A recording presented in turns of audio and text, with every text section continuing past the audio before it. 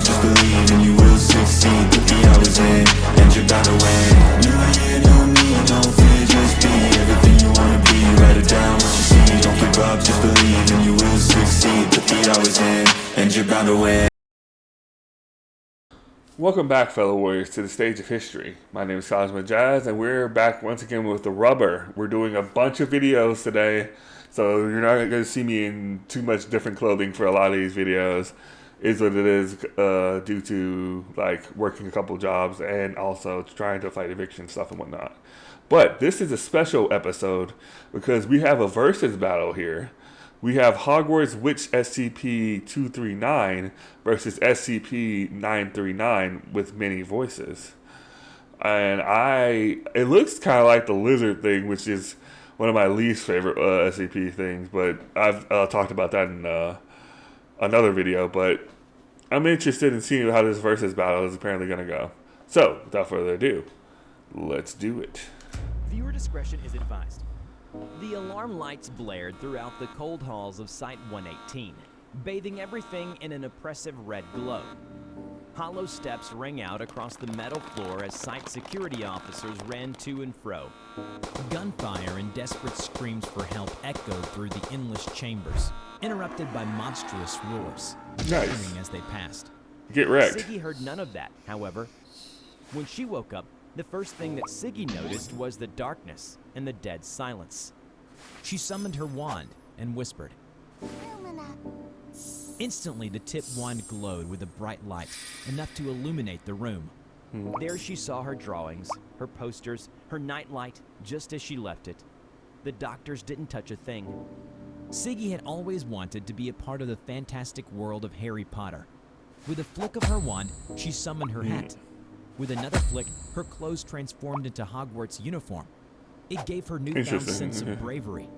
With that, she was ready for an adventure outside of the suffocating cell. She ventured out in the dark hallways of Site-118. It was there in the darkness where she met another fellow resident whom she now called RoboMonkey, an alliance between two anomalies against many more within Site-118.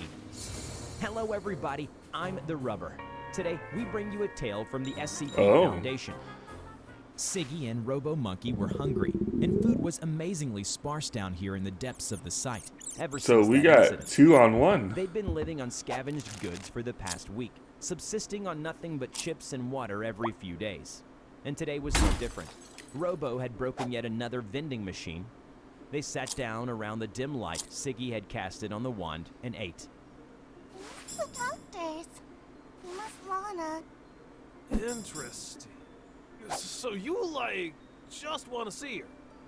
Yeah, I just want to find her. I didn't know he could talk. I love the doctor so much. Lana's the best doctor in the world. Is Lana your mom or something? Siggy shook her head. Lana says my mom died a long time ago, but she says that she'll be my doctor aunt instead, and I like that a lot. She said the other doctors try to keep her away from me because she visits me too much. But she used to find time to visit me sometimes. You, miss her that much, huh? Siggy nodded. Well, then let's find her. Siggy perked up immediately. Really? Yeah, of course! That's what best friends do, right? Siggy got on her knees and jumped forward, wrapping her arms around Something's Robo, going to happen to this saying monkey, thank you. isn't it? Robo smiled, patting her on the back. Anytime, kid. Anytime. Help me, a voice wailed in the distance. The two immediately froze, staring at each other as they started to listen.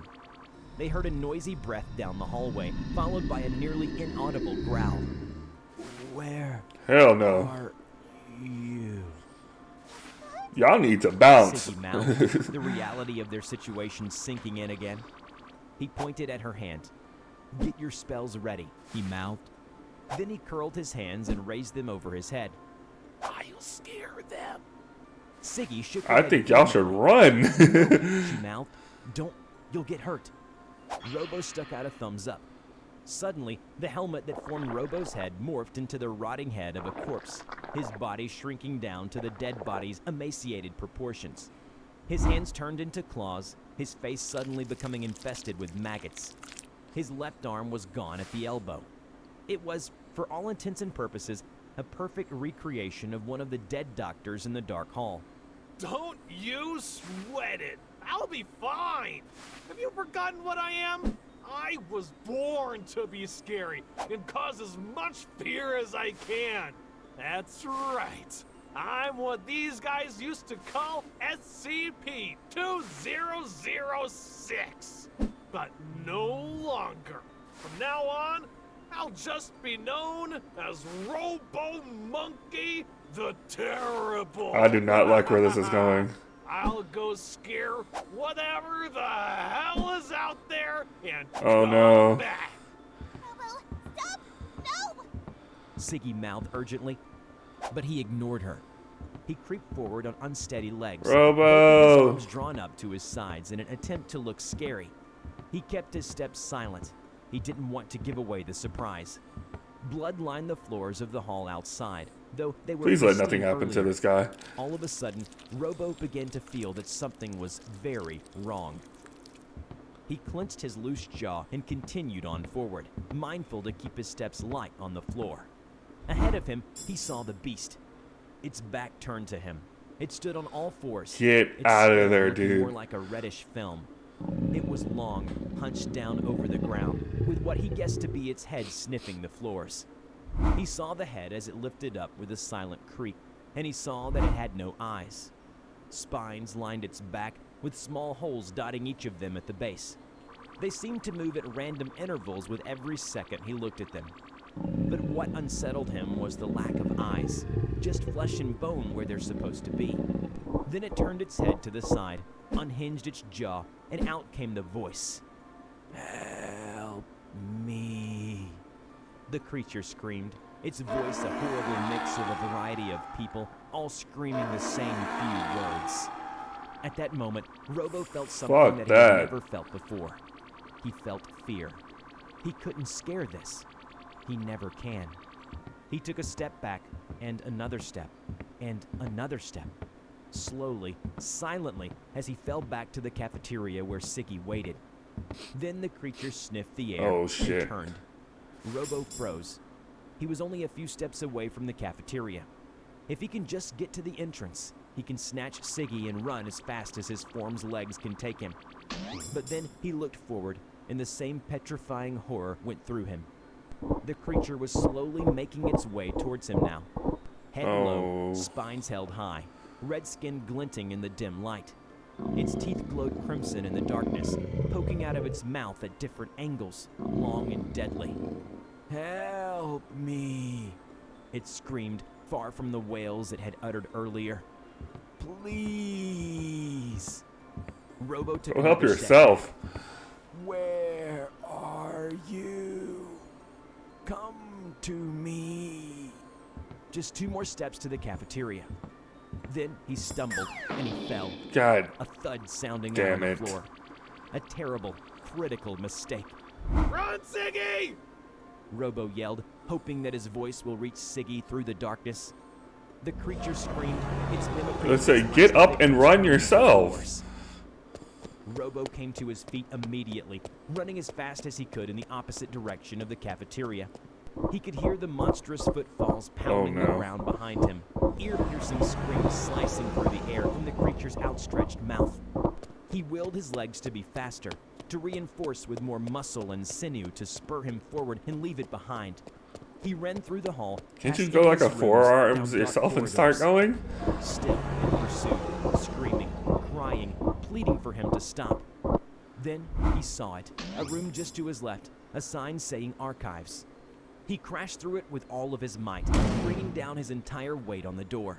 It gave way with a mighty crash, collapsing to the floor just as the creature went right past it, its momentum carrying it forward. Robo took the chance he needed to dive behind one of the desks on his right, making sure his body was small enough to not be seen. He felt his body slowly morphing back into his monkey form as it did. He waited. Was it gone? Then he heard Most likely not. footfalls, heavy. He peeked from behind the desk, watching it as it came through the doorway. It was on 2 feet now, its spindly front What the limbs, hell? not legs but arms, each tipped with 4 petrifyingly long claws. It sniffed the air, and with a long breath, it screamed, the outlines of its breath carrying an outline through the darkness. Girl, where are you? Me! He peeked out of where he was hiding. There was something lurking, spines in the air sniffing for him, hunting him. Then he saw, nearly imperceptibly, a sign of movement. There was a little girl, wearing a silly hat. RoboMonkey? Robo heard Siggy's casting of the light spell, as well as the monster's footfalls, continuing almost certainly towards the girl outside. Robo immediately jumped out of cover. The beast was already in front of Siggy, hunching down, pacing right and left, as if studying its prey. I hope you know some good magic, girl. Run, Siggy! As the light illuminated the beast's faceless head, its jaw opened wide, lined with sharp, long teeth, Siggy stumbled a few steps backward. Help me! A look of shock and confusion washed over her face. Lana? No. Ain't that no thing fucking ain't way. Human. That ain't Lana. Run, Siggy! The beast began to sprint forward towards Siggy. She pointed her wand at it and unleashed a flash of blinding beam that for a moment illuminated the surrounding horrors that befell the facility. The beam blasted the beast, causing it to twitch and yelp. Robo rushed towards Siggy and shielded her against the struggling beast. Help me! It screamed, now feeble. Then it was silence. The last voice Siggy could recognize as family was forever gone. Through the silence, Robo could hear Siggy's sobbles. It's okay, kid.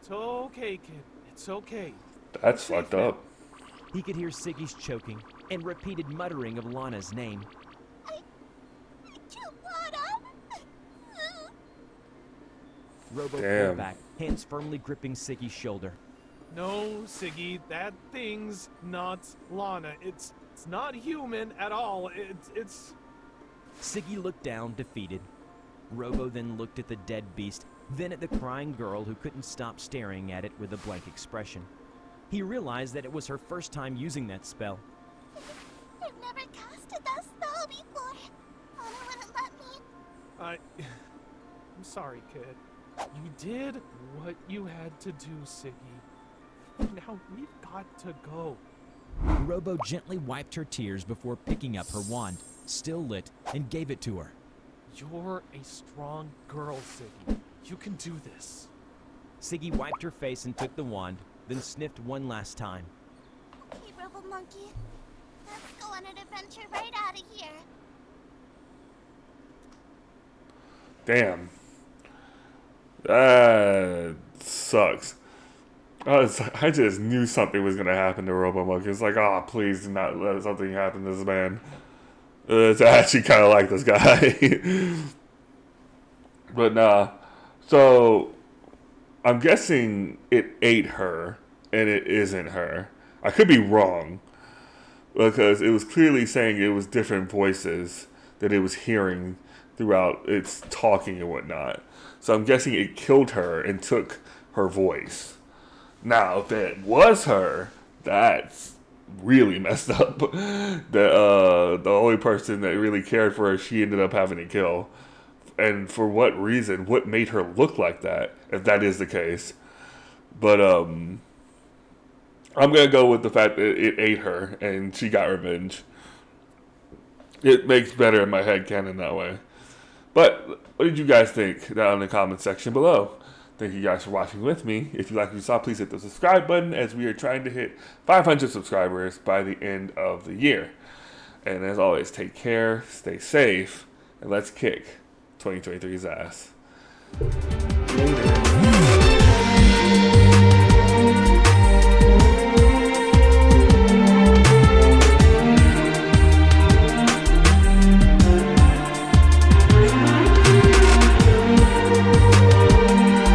Wait,